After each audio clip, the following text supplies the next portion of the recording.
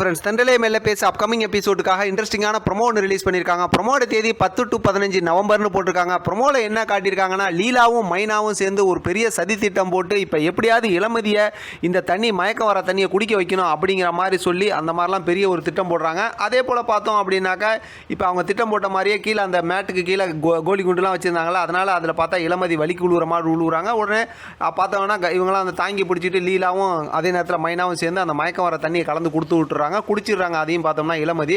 அதுக்கப்புறம் பார்த்தோம்னா தள்ளாடி நடந்து வந்துட்டு இருக்காங்க ரோட்டில். அங்கே பார்த்தா பரமன் நிற்கிறாங்க. வரும்போதே வந்து பயங்கரமாக கிண்டல் பண்ணி, பரமா எனக்கு எல்லாம் ரெண்டாக தெரியுது, ஆட்டோட மீட்டருக்கு மேலே காசு கொடுக்குறேன் அப்படி இப்படிங்கிற மாதிரி கூட்டிகிட்டு போகிறாங்க.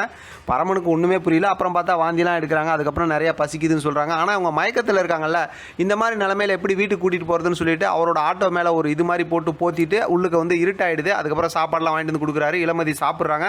அதோட பார்த்தா பரம மடியிலையும் படுத்து தூங்கிடுறாங்க. ப்ரொமோ என்னமோ நம்ம எதிர்பார்த்த மாதிரி இந்த சூப்பர் ப்ரொமோன்னு சொல்லுவாங்கள்ல, அது இந்த சூப்பர் ப்ரொமோ தான்.